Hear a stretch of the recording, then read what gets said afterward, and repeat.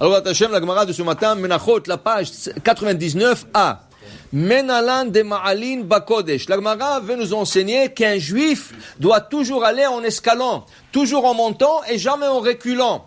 Okay? La Gemara dit Ma'alin Bakodesh. Dans la Kedusha, tu montes et tu recules pas. Menalan, d'où est-ce qu'on sait ça? Dit la Gemara, Marabi Acha Bar Yaakov, d'Amar Kera, et Machtot Achataim Anem Shotam, Vasutam Rikoe Pachim, Tzipouy la Mizbeach. Alors on explique, Korach, le cousin de Moshe Rabbeinu, il se révolte contre son cousin, Moshe. Il veut prendre la place de Moshe Rabbeinu et la place du grand prêtre, du Kohen Gadol. Avec Korach se joint 250 chefs de Sanhedrin. De la tribu du Reuven, Ken, des Lévi'im, ils se joignent à lui, et tous ils veulent devenir Kohen Gadol. Il leur dit, c'est pas possible. Un Kohen Gadol, on peut avoir un seul, dans le Ham Israël, on va pas avoir 250. Alors il leur dit, écoutez, vous voulez jouer la roulette russe? On va jouer la roulette russe.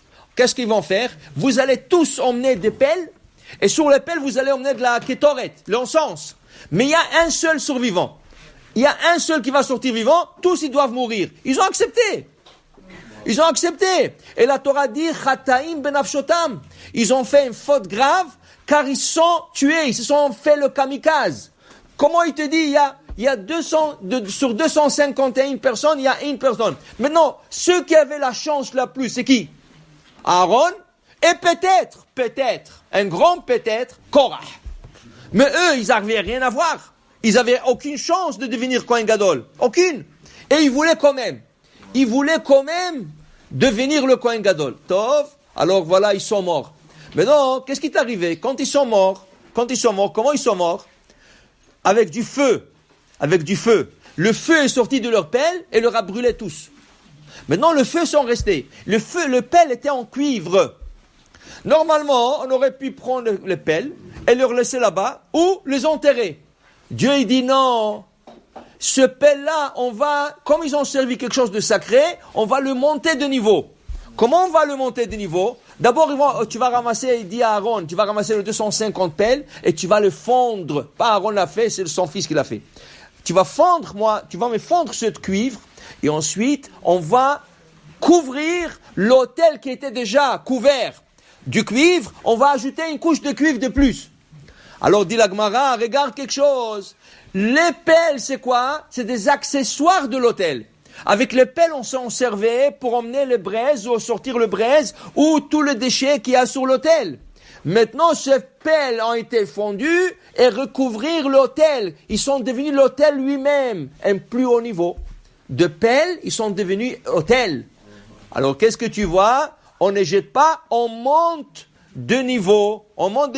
De là, vous apprenez aussi que quand tu as un objet de Kedusha, tu ne le jettes pas. Tu as une mezouza, elle n'est pas cachère. Tu ne la jettes pas. On ne peut pas la jeter. Alors on la met à la Geniza. On la met à la Geniza. Tu as pas seulement la mezouza, le boîtier de la mezouza. Le boîtier. Tu as pris un simple en plastique. Maintenant, quelqu'un t'a offert un beau, en argent, quelque chose comme ça, quelque chose de décoratif. Alors tu vas enlever le premier, mettre le deuxième. En changeant un boîtier, tu fais pas la bracha sur la mezouza. On ne fait pas de bracha quand on change un boîtier seulement. Seulement si on le donne pour la bédika. Mais maintenant, qu'est-ce que je fais avec l'ancien boîtier? Je le jette? Non, hasbe shalom. Il a servi la mezouza. Alors je peux pas le baisser de niveau. Alors la seule chose que je peux le faire, c'est le mettre à la Geniza. Geniza, ça veut dire que je l'envoie pour être enterré, pour qu'il soit pas dénigré comme il a servi une mitzvah. Alors la même chose, un juif, quand tu étais dans un niveau, et tu veux escaler, tu dois monter un niveau, tu ne dois pas reculer. Ma'alim bakodesh. Tu montes de niveau et tu montes pas et tu baisses pas de niveau. Pour dire, c'est très important que toujours on soit en train de... Alors c'est ça qui dit Hachem à Yecheskel. Hachem dit à Yecheskel, à Navi, Yecheskel le prophète, Venatati lecha ma'alechim ben ha'omdim ha'ele. Tu marcheras parmi les stagnants. De quoi on fait référence? Le stagnant, c'est les anges. Un ange, il stagne. Qui veut dire quoi? Un ange, il a une mission, il ne bouge pas de cette mission. Il ne peut pas monter de niveau. Il ne peut pas baisser, mais il ne peut pas monter. Il est stagnant.